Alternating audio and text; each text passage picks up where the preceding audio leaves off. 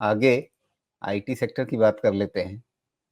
मतलब थोड़ा-सा सुकून, थोड़ी-सी हरियाली कहीं तो कुछ दिख रही है और थोड़ा-सा एक सपोर्ट लेने की कोशिश दिख रही है, तो वो यहीं पर है और 41,600 बचाने की एक कोशिश दिख रही है। बचेगा, जाएगा? अभी तक पूरे चांसेस हैं बचने के। यहीं पे कंसोलिडेट करेगा ऐसा लगता है। कोई अभी सीवियर वीकनेस यहाँ पे नहीं दिख रही है, लेकिन 41,000 के नीचे वीकनेस ज़बरदस्त बनेगी, वो ध्यान रखें।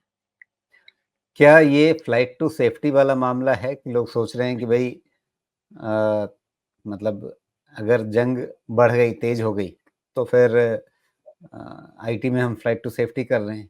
क्या ये इस समय शेयर बाज़ार का सोना है? ऐसा है साहब कि बच्चों को कभी देखेंगे ना आप, तो वो अपने ज़रूरत के हिसाब से कभी अपने आप को बोलते हैं मैं बड़ा हो गया हूँ और अपने ज़रूरत के हिसाब से फिर बोलते हैं कि अभी तो मैं छोटा हूँ। आईटी वैसा ही है। ज़रूरत के हिसाब से अपने आप को ग्रोथ सेक्टर बना लेते हैं, ज़रूरत के हिसाब से डिफेंसिव बन जाते हैं, वही सिचुएशन है इनका। नहीं, अब एक बात बताइए, अभी क्या आपको टीसीएस इन्फोसिस ने आके बोला है कि मुझे ग्रोथ सेक्टर बोलो या वैल्यू सेक्टर बोलो या डिफेंसिव बोलो? ये तो मार्केट है ना, वो इनको ये सारे टोपियाँ पहनाता रहता है, इसमें हम आईटी सेक्टर को क्यों बोलें? अपने आप में बेचारे क्या हैं, कंपनी तो अपना काम कर रही है, उनको तो अपने बिज़नेस से मतलब है, उनका सेक्टर जो भी हो, बिज़नेस तो बिज़नेस है उनका, उन्होंने थोड़ी डिफाइन किया कि ऐसा मेरा सेक्टर चले।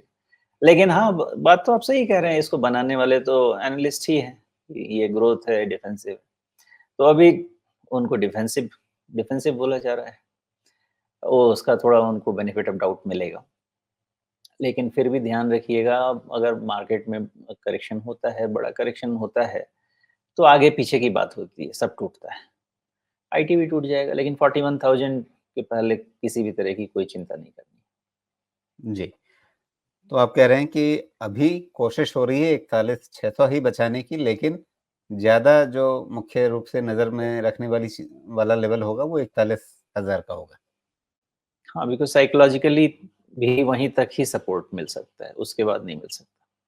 जी, तो अगर वहाँ से छूटेंगे तो फिर आपके पास 100 डे मूविंग एवरेज यहाँ चार्ट पे दिख रहा है और फिर उसके नीचे 200 डे मूविंग एवरेज दिख रहा है। हालाँकि इसमें एक बार 50 डे मूविंग एवरेज कहाँ पर आ रहा है, उसका कोई महत्व रहेगा इसमें या 100 ही अभी देख कर के चलें पूरे बाज़ार में? आईटी में राजू जी मेरी एनालिसिस में 41,000 बैठता है और फिर सीधा 37,000 बैठता है। बीच में कुछ बैठ नहीं रहा है अभी। ओके, ठीक है। वैसे 50 डे मूविंग एवरेज यहीं पर है अभी, बहुत ज़्यादा दूर हाँ, नहीं है। करेक्ट बात, सही कह रहे हैं। 50 डीए में आस-पास ही है।